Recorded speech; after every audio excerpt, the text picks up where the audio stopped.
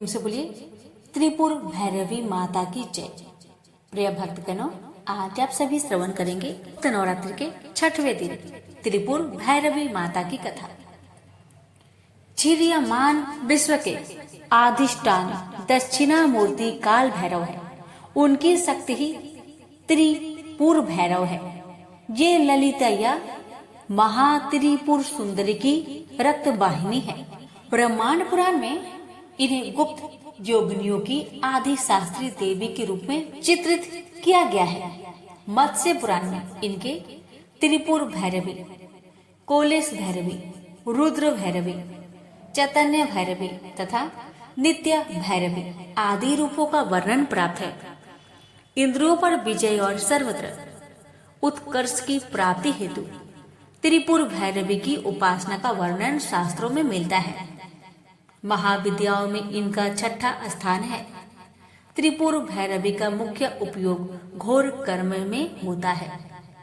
इनके ध्यान का उल्लेख दुर्गा सप्तशती के 3 अध्याय में महिषासुर वध के प्रसंग में हुआ है। इनका रंग लाल है।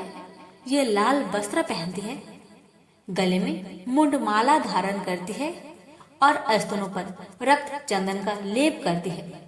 ये अपने हाथों में जपमाला, पुस्तक तथा वर और अभय मुद्रा धारण करती है। ये कमला आसन पर विराजमान है। भगवती त्रिपुर भैरवी ने ही मधुपान करके महिष का हृदय वेदन किया था। रुद्र यामल भैरवी कुल सर्वस्व में इनकी उपासना तथा कवच का उल्लेख मिलता है। संकटों से मुक्ति के लिए भी इनका उपासना करने का विधान है। घोर कर्म के लिए काली की विशेष अवस्था जनित मनो का शांत कर देने वाली शक्ति को ही पूर्व भैरवी कहा जाता है। इनका अरुण वर्ण बिम्सर का प्रतीत है। इनके गले में सुशोभित मुंडमाला ही वर्णमाला है। देवी के रक्त लिप्त पयोधर रजोगुण संपन्न सृष्टि प्रतिक्रियाएं प्रतीक है। जपमाला वर्ण समा मामड़े की प्रतीक है। पुस्तक ब्रह्म विद्या है। त्रिनेत्र तृतीय है तथा सिमती हास करुणा है। आगम ग्रंथ के अनुसार त्रिपुर भैरवी एकाक्षर रूप प्रणव है। इनके संपूर्ण भुवन प्रकाशित हो रहे हैं तथा अंत में इन्हीं में लय हो जाएंगे। अ से लेकर 20 गर तक 16 वर्ण भैरव कहलाते हैं तथा क से अच्छा तक के वर्ण योनि अथवा भैरवी कहे जाते हैं।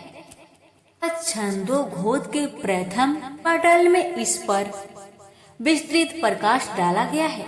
यहाँ पर त्रिपुर भैरवी को योगीश्वरी रूप में उमा बतलाया गया है। इन्होंने भगवान शंकर को पति रूप में प्राप्त करने के लिए कठोर तपस्या करने का दृढ़ निर्णय लिया था। बड़े बड़े ऋषि मुनि भी इनकी तपस्या को देखकर तंग रह गए थे।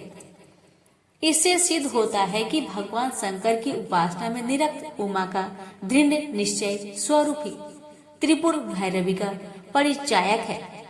त्रिपुर भैरवी की स्तुति में कहा गया है कि भैरवी सूक्ष्म बात तथा जगत के मूल कारण की आदि शास्त्री है। त्रिपुर भैरवी के अनेक भेद है, जैसे सिद्धि भैरवी, चैतन्य भैरवी, भुवनेश्वरी भैरवी, कमलेश्वरी भैरवी, कामेश्वरी भैरवी, सटकुटा भैरवी, नित्या भैरवी, कोलेशी भैरवी, रुद्र भैरवी आदि। भैरवी उत्तरा मार्य पीठ की देवी है। नित्य भैरवी पश्चिमा मार्य पीठ की देवी है। इनके उपासक स्वयं भगवान शिव है। रुद्र भैरवी दक्षिणा मार्य पीठ की देवी है। इनके उपासक भगवान विष्णु है। त्रिपुर भैरवी के भैरव बटुक है। मुंडमाला तंत्र अनुसार त्रिपुर भैरवी को भगवान नरसिंह की अभिन्न शक्ति बताया गया है। सृष्टि में परिवर्तन होता रहता है। इनका मूल कारण आकर्षक विकर्षण है।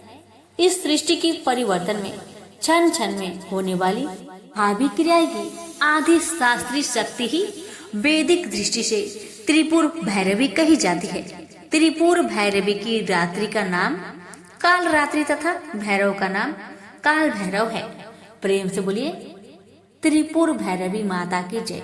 आप सुनिए श्री दुर्गा सप्तशती पाठ छठा अध्याय और इसके साथ श्रवण करेंगे माँ दुर्गा की कथा। चंड और मुंड का वध की कहानी। महर्षि मेधा ने कहा, दैत्य राज की आज्ञा पाकर चंड और मुंड चतुरंगिनी सेना को साथ लेकर हथियार उठाए देवी से लड़ने के लिए चल दिए। हिमालय पर्वत पर पहुंचकर उन्होंने मुस्कुराती हुई देवी को जो सिंह पर बैठी हुई थी देखा। अब असुर उनको पकड़ने के लिए तलवारें लेकर उनकी ओर बढ़े। तब अंबिका को उस पर बड़ा क्रोध आया और मारे क्रोध के उनका मुख काला पड़ गया, उनकी भुकुटियां चढ़ गई और उनकी ललाट में से अत्यंत भयंकर तथा अत्यंत विस्तृत मुख वाली लाल आंखों वाली काली प्रकट हुई, जो अपने हाथों में तलवार और पास ली हुई थी। वह विचित्र खड्ग धारण किए हुई थी तथा चीते की चर्म की साड़ी एवं नरमुंड की माला पहन रखी थी। उसका मांस सूखा हुआ था और शरीर केवल हड्डियों का ढांचा था और भयंकर शब्द दिशाओं को पूर्ण कर रही थी। वह असुर सेना पर टूट पड़ी और दैत्यों को भक्षण करने लगी। वह पार्श रक्षकों, अंकुशधारी महावतों, हाथियों पर सवार योद्धाओं और घंटा सहित हाथियों को एक हाथ से पकड़ पकड़ कर अपने मुख में डाल रही थी। और इसी प्रकार वह घोड़ों, रथों, सारथियों व रथों में बैठे हुए सैनिकों को मुख में डालकर भयानक रूप से चबा रही थी। किसी के केस पकड़कर, किसी की गर्दन पकड़कर, किसी को पैरों से दबाकर और किसी दैत्य को छाती से मसलकर मार रही थी। वह दैत्य के छोड़े हुए बड़े बड़े अस्त्र शस्त्रों को मुख में पकड़कर और क्रोध में भरकर उनको दांतों से पीस रही थी। उसने कई बड़े बड़े असुर भक्षण कर डाले, कईयों को रौद डाला और कितने उसकी मार के मारे भाग गए। कितनों को उसने तलवार से मार डाला, कितनों को अपने दांतों से समाप्त कर दिया। और इस प्रकार से देवी ने क्षण भर में संपूर्ण दैत्य सेना को नष्ट कर दिया। यह देख महापराक्रमी चंड काली देवी की ओर लपका और मुंड ने भी देवी पर अपने भयानक बाणों की वर्षा आरंभ कर दी और अपने हजारों चक्र उस पर छोड़े। उस समय वह चमकते हुए बाण व चक्र देवी के मुख में प्रविष्ट हुई। इस प्रकार दिख रहे थे जैसे मानो बहुत से सूर्य मेघों की घटा में प्रविष्ट हो रहे हो। इसके पश्चात भयंकर शब्द के साथ काली ने अत्यंत जोश में भरकर विकट अट्टहास किया। उस समय उसका भयंकर मुख देख न जाता था और उसमें से उसके श्वेत दांत दिखाई दे रहे थे। फिर उसने तलवार हाथ में लेकर हू शब्द कहकर उसके ऊपर आक्रमण किया और उसके केस पकड़कर उसका सिर काटकर अलग कर दिया। चंड को मरा हुआ देखकर मुंड देवी की ओर लपका, परंतु क्रोध में भरकर उसे भी अपनी तलवार से यमलोक पहुंचा दिया। चंड और मुंड को मरा हुआ देखकर उसकी बाकी बची हुई सेना वहां से भाग गई। इसके पश्चात काली चंड और मुंड के कटे हुए सिरों को लेकर चंडिका के पास गई और प्रचंड अट्टहास के साथ कहने लगी, ले देवी, चंड और मुंड दो महादैत्यों को मारकर तुम्हारी भेंट कर दिया। अब शुभ और निशुभ को तुमको स्वयं वध करना है। महर्षि मेधा ने कहा।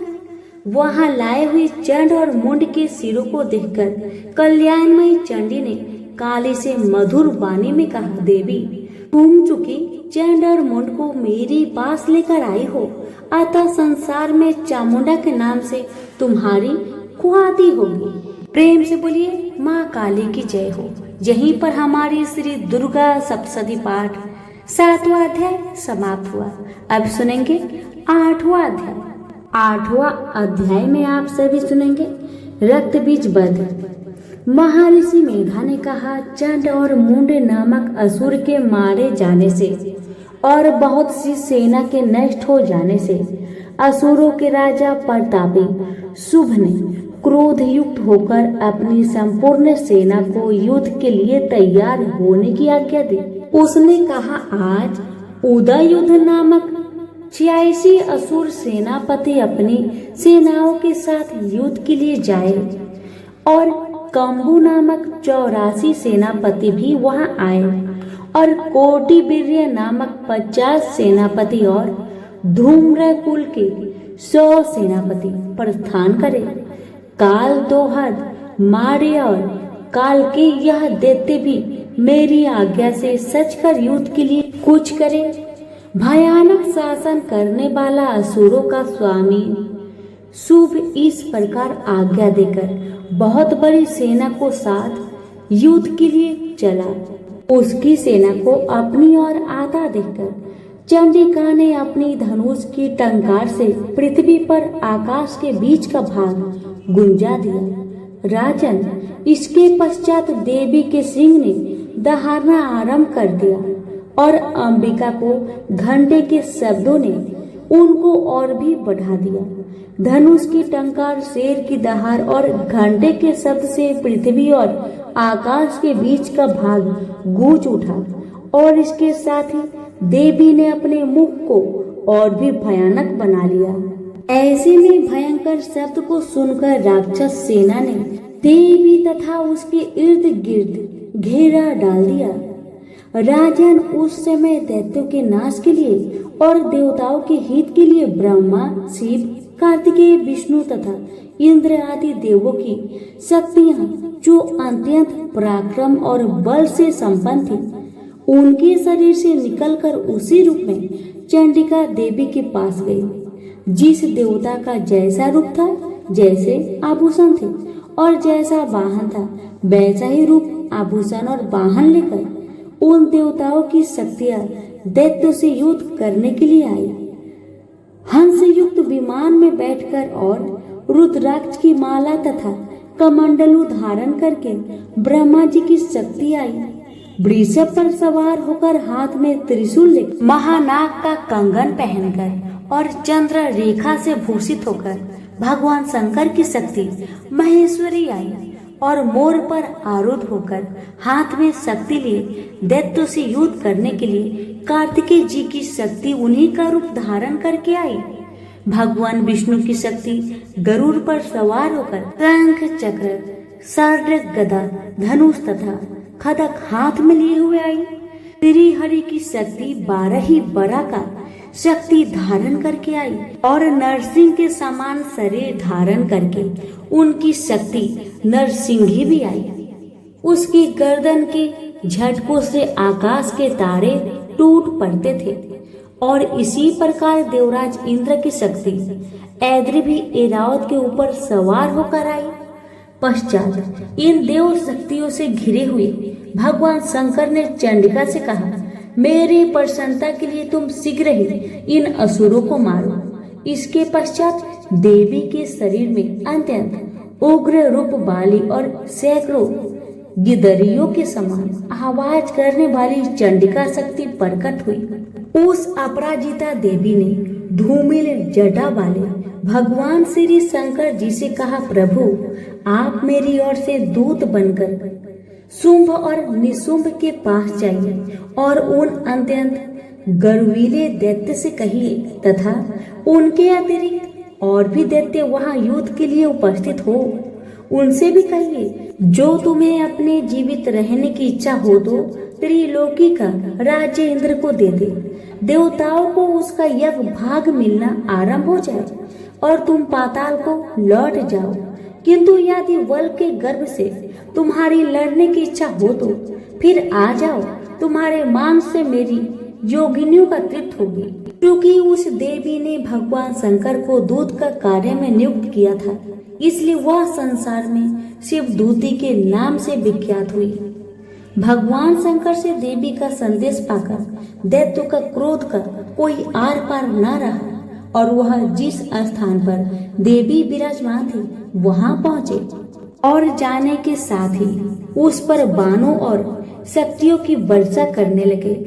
देवी ने उनके फेंके हुए बाणों, शक्तियों, त्रिशूल और फरसों को अपने बाणों से काट डाला और काली देवी उस देवी के साथ आगे खड़ी होकर शत्रुओं को त्रिशूल से विदर्न करने लगी और खड़वाक से कुचलने लगी। ब्राह्मणी जिस तरफ दौड़ती थी उसी तरफ अपने कमंडलों का जल छिड़ककर दैत्यों के वीर्य व बल को नष्ट कर देती थी। और इसी प्रकार महेश्वरी त्रिशूल से, वैष्णवी चक्र से और अत्यंत कोप वाली कौमारी शक्ति द्वारा असुरों को मार रही थी। और ऐन्द्री के बाजू के प्रहार से सैकड़ों दैत्य रक्त की नदियां बहाते हुए पृथ्वी पर सो गए। बाराही ने कितने ही राक्षसों को अपनी थुथुन द्वारा मृत्यु के घाट उतार दिया। दाढ़ों के अग्रभाग से कितने ही राक्षसों की छाती को चीर डाला और चक्र की चोट से कितनों को विदर्न करके धरती पर डाल दिया। बड़े बड़े राक्षसों को नरसिंही अपने नखों से विदर्न करके भक्षण कर रही थी और सिंहनाद से चारों दिशाओं को बुझाती हुई रणभूमि में विचर रही थी। शिवदूती के प्रचंड अट्टहास से कितने ही दैत्य भयभीत होकर पृथ्वी पर गिर पड़े और उनके गिरते ही वह भक्षण कर गई। इस तरह क्रोध में भरे हुए मात्र गणों के नाना प्रकार के उपयोगों से बड़े बड़े असुरों को मरते हुए देखकर राक्षसी सेना भाग खड़ी हुई और उनको इस प्रकार भागता देखकर रक्तबीज नामक महापराक्रमी राक्षस क्रोध में भरकर युद्ध के लिए आगे बढ़ा। उसके शरीर से रक्त की बूंदें पृथ्वी पर गिरती थी तो वैसे ही शरीर वाला तथा वैसे ही बलवान दैत्य पृथ्वी से उत्पन्न हो जाता था। रक्तबीज गदा हाथ में लेकर ऐन्द्री के साथ युद्ध करने लगा। जब ऐन्द्री शक्ति ने अपने वज्र से उसको मारा तो घायल होने के कारण उसके शरीर से बहुत सा रक्त चलने लगा और उसकी प्रत्येक बूंद से उसके समान ही बलवान तथा महापराक्रमी अनेकों दैत्य भयंकर रूप में प्रकट हो गए। वह सबके सब दैत्य रक्तबीज के समान ही बलवान तेज वाले थे। वह भी भयंकर अस्त्र शस्त्र लेकर देवियों के साथ लड़ने लगे। जब ऐन्द्री के वज्र प्रहार से हजारों से उसके मस्तक पर चोट लगी और रक्त बहने लगा तो उसमें से हजारों पुरुष उत्पन्न हो गए। वैष्णवी ने चक्र से और ऐन्द्री ने गदा से रक्तबीज को चोट पहुंचाई और वैष्णवी की चक्र से घायल होने पर उसके शरीर से जो रक्त बहा उससे हजारों महाअसुर उत्पन्न हुए जिसके द्वारा यह संपूर्ण जगत व्याप्त हो गया। कौमारी ने शक्ति से, बाराही ने खटक से और महेश्वरी ने त्रिशूल से उसको घायल किया। इस प्रकार क्रोध में भरकर उस महादैत्य ने जब माताओं पर पक पृथक गदा से प्रहार किया और माताओं ने शक्ति और शूल इत्यादि से उसको जो बार बार घायल किया उससे सैकड़ों महादैत्य उत्पन्न हुए। इस प्रकार उस रक्त बीज के चक्र से उत्पन्न हुए असुरों से संपूर्ण जगत व्याप्त हो गया जिससे देवताओं को भय हुआ। देवताओं को भयभीत देखकर चंडिका ने काली से कहा, चामुंडे आपने मुख को बड़ा करो और मेरी शस्त्रघात से उत्पन्न हुए रक्त बिंदुओं तथा रक्त बिंदुओं से उत्पन्न हुए महासुरों को तुम अपने इस मुख से भक्षण करती जाओ। इस प्रकार रक्त बिंदुओं से उत्पन्न हुए महादैत्य को भक्षण करते हुए तुम रण में विचारो। इस प्रकार रक्त छीन होने से यह दैत्य नष्ट हो जाएगा। तुम्हारी भक्षण करने के कारण अन्य दैत्य उत्पन्न नहीं होंगे। काली से इस प्रकार कहकर चंडिका देवी ने रक्त बीज पर अपने त्रिशूल से प्रहार किया और काली देवी ने अपने मुख में उसका रक्त ले लिया। तब उसने अपनी गदा से चंडिका पर प्रहार किया। प्रहार से चंडिका को तनिक भी कष्ट न हुआ। हाँ, उसके शरीर से बहुत सा रक्त बहने लगा, लेकिन उसके गिरने के साथ ही काली ने उसको मुख में ले लिया। काली के मुख में उस रक्त से जो असुर उत्पन्न हुए उसको उसने भक्षण कर लिया और रक्त को पीती गई। तदंतर देवी ने रक्त बीज को, जिसका की खून काली ने पिया था, चंडिका ने वज्र बाण तथा खड्ग तथा रिष्टि इत्यादि से मार डाला। राजन, अनेक प्रकार के शस्त्रों से मारा हुआ और खून से वंचित वह महादैत्य रक्त बीज पृथ्वी पर गिर पड़ा। राजन, उसके गिरने से देवता अत्यंत प्रसन्न हुए और माताओं उन असुरों का रक्त पीने के पश्चात उद्धत होकर नृत्य करने लगे। प्रेम से बोलिए माता रानी की जय हो। यहीं पर हमारी इस दुर्गा सप्तशती पाठ का 8वां अध्याय समाप्त हुआ। भ्रामरी देवी की कथा सुनाने जा रही हूँ। माता की कृपा पाने के लिए कथा को पूरा जरूर सुने। अगर अच्छी लगे तो कमेंट बॉक्स में माता रानी की जय अवश्य लिखे। इस प्रकार है कि पूर्व समय की बात है। अरुण नाम का एक पराक्रमी दानव था। देवताओं से जो देश रखने वाला दानव था। नहीं, उसके मन में देवताओं को भी जीतने की इच्छा उत्पन्न हो गई थी। अतः वह हिमालय पर जाकर ब्रह्मा जी को प्रसन्न करने के लिए कठोर तपस्या करने लगा। कठिन नियमों का पालन करते हुए उसे हजारों वर्ष बीत गए। तपस्या के प्रभाव से उसके शरीर से प्रचंड अग्नि की ज्वालाएं निकलने लगी, जिससे देवलोक के देवता भी घबरा उठे। वे समझ ही न सके कि यह अकस्मात क्या हो गया।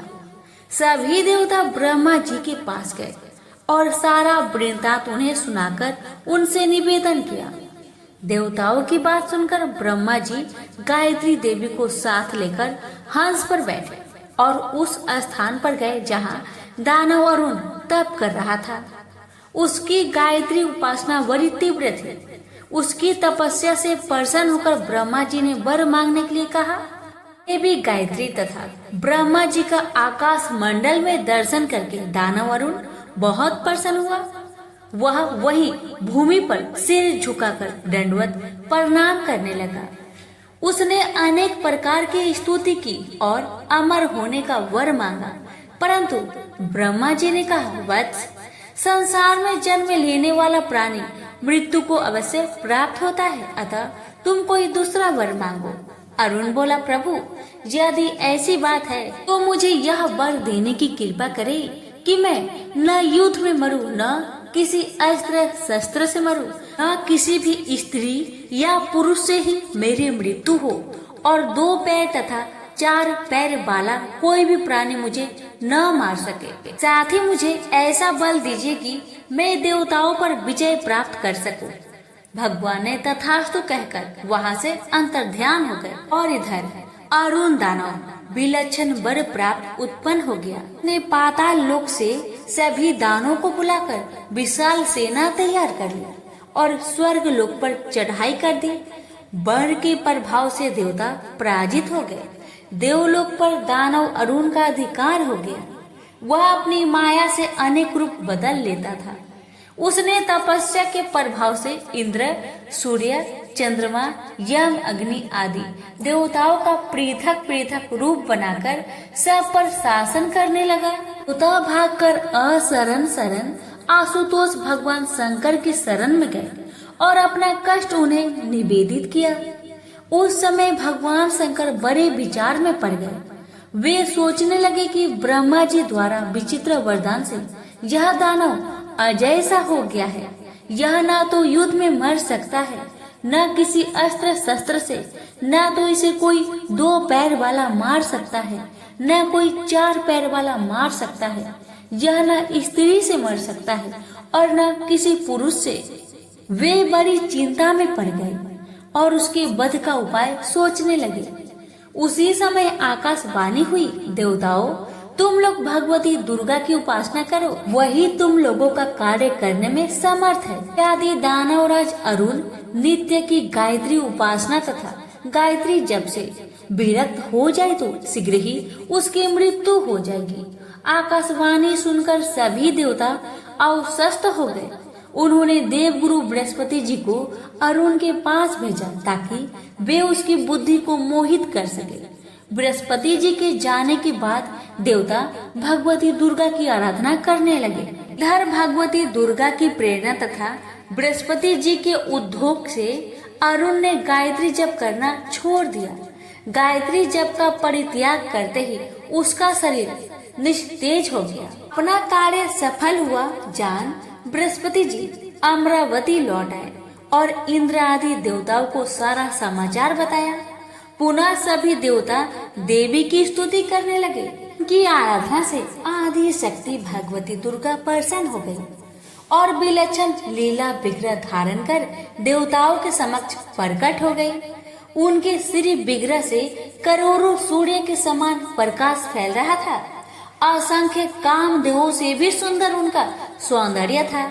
उन्होंने रमणीय वस्त्राभूषण को धारण कर रखा था और वे नाना प्रकार के भंवरों से युक्त पुष्पों की माला से शोभ्यमान थी। वे चारों ओर से असंख्य भ्रमरों से घिरी हुई थी। भ्रमर ही शब्द को गुनगुना रहे थे। उनकी मुट्ठी भंवरों से भरी हुई थी।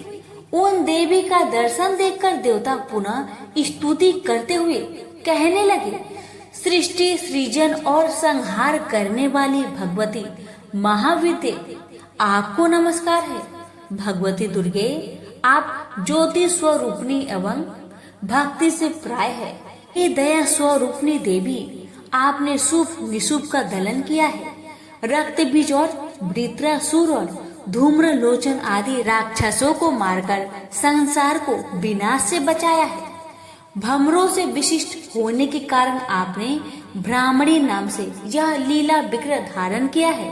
हे भ्रामरी देवी, आपके इस लीला रूप को हम नित्य प्रणाम करते हैं। देवताओं की प्रार्थना सुनकर भ्रामरी देवी बोली, देवताओं, आप सभी निर्भय हो जाए।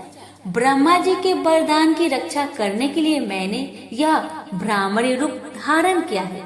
अरुण दानव ने वर मांगा है कि मैं ना तो 2 पैर बाला से मरूं और न 4 पैर बालों से मरूं।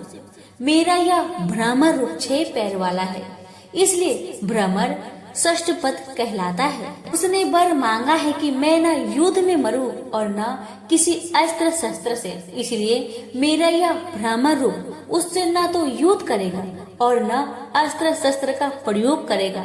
साथ ही उसने मनुष्य देवता आदि किसी से भी न मरने का वर मांगा है।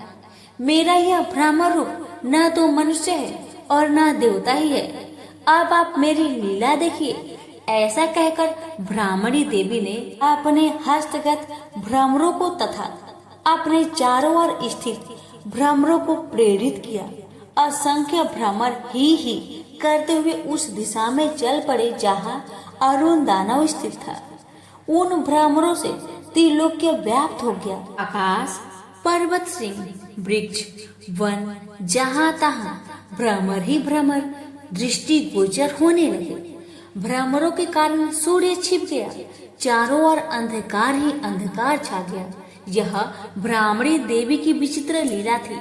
बड़े ही वेग से उड़ने वाले उन भ्रमरों ने दैत्य की छाती छेद कर डाली। वे दैत्यों के शरीर में चिपक गए और उन्हें काटने लगे। तीव्र वेदना से दैत्य छटपटाने लगा। किसी भी अस्त्र शस्त्र से भ्रमरों का निवारण करना संभव नहीं था। अरुण दैत्य ने बहुत प्रयत्न किया, किंतु वह भी असमर्थ ही रहा। थोड़े ही समय में जो दैत्य जहाँ था वही भ्रमरों के काटने से मरकर गिर पड़ा। अरुण दानव का भी यही हाल हुआ। उसके सभी अस्त्र शस्त्र विफल रहे। देवी ने भ्रामरी रूप धारण कर ऐसी लीला दिखाई कि ब्रह्मा जी के वरदान की भी रक्षा हो गई और अरुण दैत्य तथा उसकी समूची दानवी सेना का संहार भी हो गया। इस प्रकार अद्भुत कार्य करके वे सभी भ्रमर देवी के पास लौट आए और उन्हीं में प्रतिष्ठित हो गए। देवता जय जयकार करने लगे। अनेक प्रकार से स्तुति कर तथा देवी का आशीर्वाद प्राप्त कर वे देवगण यथास्थान प्रस्थान कर गए। संसार के सभी प्राणी सुखी हो गए और देवी ने भी अपनी भ्रामरी लीला का स्मरण कर लिया। सबसे बोलिए भ्रामरी देवी की जय, दुर्गा माता की जय। आप सुनेंगे माँ दुर्गा की दूसरी कथा। सत्य की महिमा। प्राचीन काल में कौशल राज्य में देवदत्त नामक एक विद्वान ब्राह्मण रहता था। विवाह के कई वर्ष बीत जाने पर भी जब कोई संतान नहीं हुई तो पति पत्नी चिंतित हो उठे। एक दिन ब्राह्मणी ने अपने पति से कहा, स्वामी, आपकी गिनती देश के विद्वानों में की जाती है। आपने अनेक यज्ञ किए और कराए हैं, क्या आप संतान पाने के लिए पुत्र श्रेष्ठ यज्ञ नहीं कर सकते? अपनी पत्नी की बात सुनकर ब्राह्मण बोला, कर क्यों नहीं सकता प्रिय, लेकिन मैंने अपने ज्ञान और वीरता का उपयोग हमेशा दूसरों के हित के लिए किया है। ब्राह्मणी बोली, लेकिन अगर आप अपने ज्ञान का उपयोग अपने हित के लिए करेंगे तो क्या कोई पाप होगा? ब्राह्मण ने उत्तर दिया, नहीं, ऐसी बात नहीं है। अब तक मैं भाग्य के भरोसे बैठे रहा, पर अब मैं पुत्र श्रेष्ठ यज्ञ करूंगा और मुझे विश्वास है कि तुम्हें पुत्र की प्राप्ति जरूर होगी। देवदत्त ने अपनी पत्नी को दिलासा दी। अगले ही दिन उसने ऋषि मुनियों को बुलवाया और तमसा नदी के तट पर पुत्र श्रेष्ठ यज्ञ आरंभ कर दिया। यज्ञ करने वाले ऋषियों में गोभिल ऋषि भी थे। वह जब भी मंत्र पढ़ते थे उनका स्वर भंग हो जाता था। यह देखकर देवदत्त ने कहा, मुनिराज, आप मंत्रों का उच्चारण ठीक ढंग से नहीं कर रहे हैं। मंत्रों का उच्चारण हमेशा शुद्ध करना चाहिए। देवदत्त की बात सुनकर ऋषि गोभिल गुस्से में भड़क कर बोले, मूर्ख ब्राह्मण, तू मुझे मूर्ख समझता है। मैं तुझे श्राप देता हूँ कि तेरे घर में जो पुत्र होगा वह मूर्ख ही पैदा होगा। देवदत्त बोला, क्षमा कीजिए मुनिवर, अपना श्राप वापस ले लीजिए। मेरा मूर्ख पुत्र हो, इससे बड़े दुख की बात मेरे लिए और क्या हो सकता है। देवदत्त, जिस प्रकार धनुष से छोड़े बाण को वापस नहीं लौटाया जा सकता, उसी प्रकार श्राप को भी वापस नहीं लिया जा सकता। लेकिन मैं अपने श्राप में इतना संशोधन किए देता हूँ कि समय आने पर तुम्हारा मूर्ख पुत्र प्रकांड पंडित बन जाएगा। यह कहकर गोभिल ऋषि चले गए। कुछ समय के बाद देवदत्त की पत्नी ने एक पुत्र को जन्म दिया। देवदत्त और उसकी पत्नी की प्रसन्नता की कोई सीमा न रही। देवदत्त ने उसका नाम उत्थय रखा। वह बड़ा हुआ तो उसे पढ़ने के लिए गुरुकुल में भेज दिया गया। गोभिल ऋषि के श्राप से वह एक अक्षर भी नहीं सीख पाया। सारे देश में प्रसिद्ध हो गया कि देवदत्त का बेटा उत्थल्य मूर्ख है। लोग उसके बारे में आश्चर्य प्रकट करते। कितने आश्चर्य की बात है कि देवदत्त जैसे प्रकांड पंडित का बेटा एक अक्षर भी नहीं पढ़ पाया। अरे वह तो जन्मात मूर्ख है, और फिर यह कोई जरूरी तो नहीं कि विद्वान का बेटा विद्वान ही हो। लोग की इन बातों को सुनकर उत्थल्य को बहुत दुख हुआ। से महर्षि गोभिल द्वारा दिए गए श्राप की जानकारी नहीं थी, इसलिए वह सोचने लगा, मैं कितने बड़े विद्वान का पुत्र हूँ, फिर भी मैं अनपढ़ हूँ। मेरे कारण मेरे पिता और माता को लज्जित होना पड़ता है, इसलिए मुझे घर छोड़कर ऐसे स्थान में चले जाना चाहिए जहाँ मुझे कोई पहचानता ना हो। इससे मैं और मेरे माता पिता लोगों की निंदा सुनने से बच जाएंगे। यह सोचकर उत्थल्य एक रात अपने माता पिता को छोड़कर चुपचाप घर से निकलकर घने वनों की ओर चल दिया। गंगा के किनारे पहुंचकर उसने एक कुटी बना ली और वहीं रहने लगा। लेकिन वह पढ़ा लिखा नहीं था, इसलिए न जप जानता था न पूजा आराधना। उसका समय गंगा के किनारे घूमते फिरते ही बीत जाता था। लेकिन कहते हैं ना कि परिवार के संस्कार बीज रूप में यदि हो तो वह समय आने पर उठ खड़े होते हैं। विद्वान न होने के बाद भी उत्थल्य का आचरण सत्यमय था। आचरण से ही तो जीवन में उपलब्धि होती है। शास्त्र ज्ञान का परिणाम भी सदाचरण ही होता है, क्योंकि उत्थल्य हमेशा सच बोलता था, इसलिए लोगों ने उसे सत्यव्रत कहना शुरू कर दिया। यह आसपास के इलाकों में सत्यव्रत के नाम से ही प्रसिद्ध हो गया। एक दिन जब सत्यव्रत अपनी कुटी के सामने एक पत्थर पर बैठा था, उसने एक सुअर को आते देखा। उस सुअर की पीठ में एक बाण घुसा हुआ था, जिससे खून की धारा बह रही थी। सत्यव्रत को उस घायल सुअर पर दया आ गई। उसने उसे अपनी कुटिया के पास ही झाड़ियों में छिपा दिया। शीघ्र ही सत्यव्रत को वहां एक शिकारी भी आता हुआ दिखाई दिया, जिसके बाण से सुअर घायल हुआ था। इससे सत्यव्रत उलझन में पड़ गया कि यदि शिकारी ने उससे पूछ लिया तो उसे सच बता देना पड़ेगा। वह ध्यान मग्न होने का उपक्रम करने लगा और समाधि हो गया। शिकारी उसकी समाधि टूटने की प्रतीक्षा करने लगा। फिर जब सत्यव्रत समाधि से उठा तो शिकारी को अपने पैरों के समीप बैठा पाया। वह कुछ पूछता कि उस तथ्य ने शिकारी को जीव हत्या न करने का उपदेश दिया। बात शिकारी की समझ में आ गई और वह पुनः जीव हत्या न करने का वचन देकर वहां से चला गया। शिकारी के जाते ही अचानक घायल सुअर से भगवती दुर्गा प्रकट हो गई। देवी ने कहा, वत्स, मैं तुम्हारी दयालुता और सत्य बोलने से प्रसन्न हूँ। मैं तुम्हारी परीक्षा ले रही थी। मेरा आशीर्वाद है कि आज से तुम एक प्रकांड पंडित बनोगे। सब तुम्हारी विद्वता का सम्मान करेंगे। यह वरदान देकर भगवती दुर्गा अंतर्ध्यान हो गई। भविष्य में सत्यव्रत एक प्रकांड पंडित हुआ। देवी के आशीर्वाद से ऋषि गोभिल का श्राप भी स्वतः दूर हो गया। उनका यशोगान एवं उनकी विद्या की प्रभा चारों ओर फैल गई। वाल्मीकि जी की तरह ही उत्तथ्य मुनि का एक महान कवि बन गए।